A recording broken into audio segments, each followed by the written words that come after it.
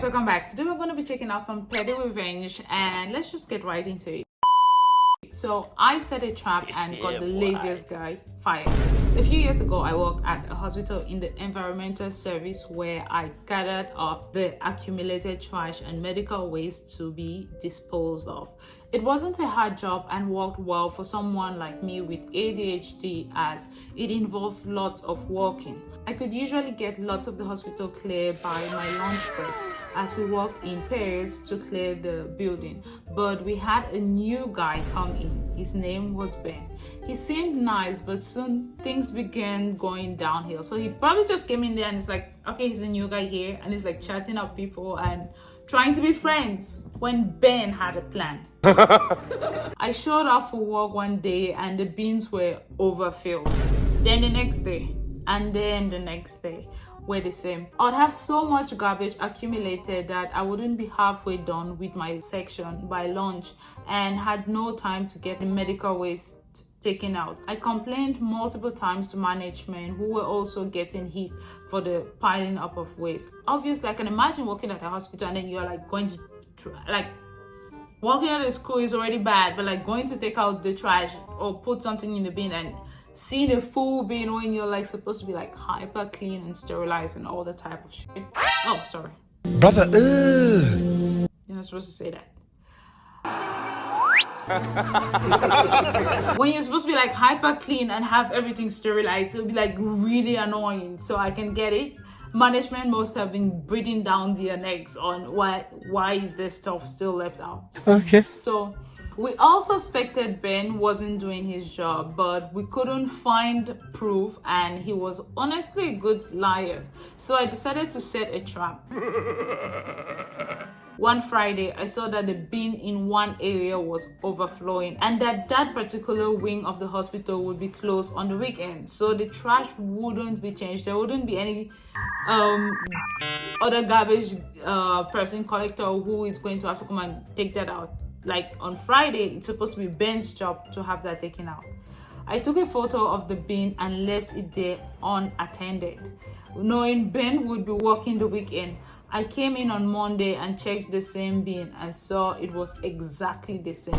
I took another photo and showed my boss.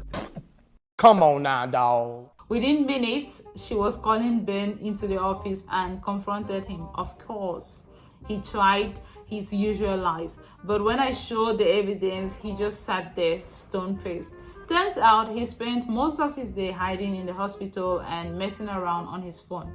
He was fired and blackballed from all of the departments of the hospital. Felt good knowing I did it. Well, to be honest, if he's not doing his job, there's literally no point having that. And I don't get why people are going to like... Ben could be a security guy. He would be present and would probably open the gates when you need someone to get in, but he didn't have to pick up a job that he knows he's literally not going to do, and no one should be getting paid for free. Exactly. You balked my car, now you have to listen to what I really think about you. A petty divorce tale. So this is another petty revenge. This gem of a story unfolded over the past few days, and I think it's too hilarious not to share. Now, the preface is by saying that we are not in the US or any other English-speaking country. I have a friend, let's call her Lisa. She's in her 50s, has been married forever, and has spent way too much of that time putting up with her nightmare of a husband. Lisa had thought about divorcing him more times than she can count, but was hesitant because she knew he would turn the process into a living hell. Well, 2 months ago, Lisa finally snapped. She decided it was time to break free and filed for divorce. Cue her husband. Let's call him Todd the Terrible, immediately proving her right by going full-on paranoid spy mode. Okay. First, he installed surveillance cameras all over their house, which unfortunately is technically legal in our country as long as he is living there too. But Lisa is pretty sure he also planted some illegal listening devices because, get this, that's the exact advice he gave his brother during his own divorce. I can imagine that that's where she got the idea from, like, he's not letting me go. Like, if she tries to divorce him, he's not going to make it easy. That's probably where she got the idea from. As if it wasn't creepy enough, Todd took her car for 2 days because eats the family car. He never uses the family car as he got his own car. Right after she handed him the divorce papers, he took the car for 2 days. Plenty of time to slap on a GPS tracker or a few bucks, right? His excuse for all this James Bond level nonsense: he claims Lisa is cheating. Spoiler alert, she's not. How do we know that? All right, let me. But here's the kicker. In my country, divorce means splitting everything 50-50 regardless, unless something truly extreme comes up. So even if Lisa were sneaking off to rendezvous with the entire team of Kansas City Chiefs, it wouldn't change a thing. Todd's tantrum is entirely pointless. Now, Lisa doesn't have the time or money to check her car for gadgets, and the whole situation is understandably frustrating. So I suggested the perfect petty revenge, turning his creepy surveillance obsession against him. Now, when she's in the car, she regularly puts on a show, loudly announcing germs like, "You did what is so small that you need a microscope to find what you're working with." Ouch. Ouch. So she's just going to burst out into this: "You're the worst sex I've ever had, and I've had bad sex." I feel sorry for your future dates. Don't need a search party to find any satisfaction. She's tried a few times now and tells me it's more satisfying than therapy. I mean, blurring out those type of frustrating things, insulting him in that way, if he is listening, hopefully with someone, he's literally going to think that it's someone who is like really frustrated and is just pouring out her frustration and saying all of those things. But then when you see the person, you're like, this is what you actually think about me. I mean, it's sweet. It's like a really nice revenge that's not really hurting anyone. It definitely is. I'll do what I want in my own yard, okay? Okay. I'll make it impossible to enjoy your air. Now, last spring, my old neighbor who was a saint, sold her house and moved away. The people that moved in were awful. The guy who we'll call Pete owns some sort of a new black Mustang that sounds like it has no muffler. And he raves it up and down the subdivision streets in the evenings, literally 5 days a week, when a lot of people, myself included, sit on the back porch and watch TV during the summer. It's relentless. This guy also drives up and down the street highway that is on the other side of my house, doing the same thing but louder because it's 55 meters per hour speed limit. You can hear it from miles, and he has friends over regularly in the backyard, and they sit there on the weekends and some weeknights revving up the car. It truly is so loud that you cannot do anything but wait for him to be done. There was a big Facebook conversation on the House Owners Association group, and a bunch of neighbors politely asked him not to do this. Pete's exact response: "I pay a lot of money for this house. I'll do what I want in my own yard, and the streets are public." Well, I didn't like that, so here's what I did next. With a little context now.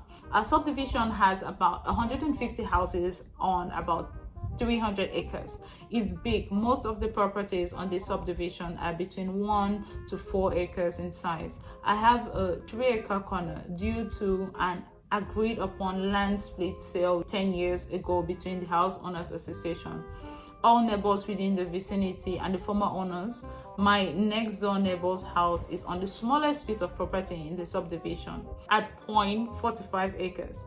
I've attached, so not even up to 1 acre, and he's causing the most trouble out of like 300 acres of land.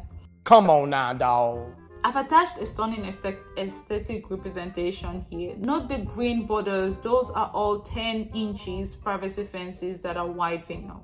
And note the little pentagon shape that comes in handy later. The only side of Peter's house not bordered by somebody else's privacy fence is the side that my house is on. So I think like there's no fence that separates his house from Peter's house. Okay.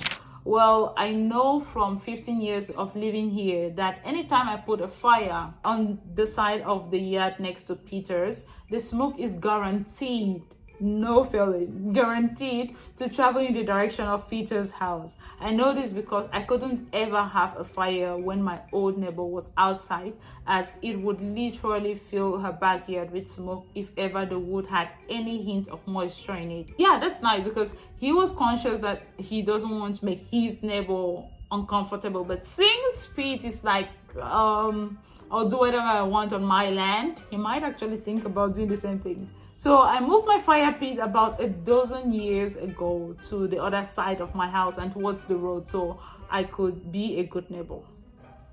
Not anymore. And Pete letting me know that he wouldn't quit making noise reminded me that I just loved having my fire pit right in the middle of my backyard. That's where the little pentagon is in the diagram above, so like opposite Pete's house. It took me a single weekend to dig up the pavers and blocks, move them back to my preferred spot, and got myself a fire going in my new fire pit. I just needed to wait until Pete had people over.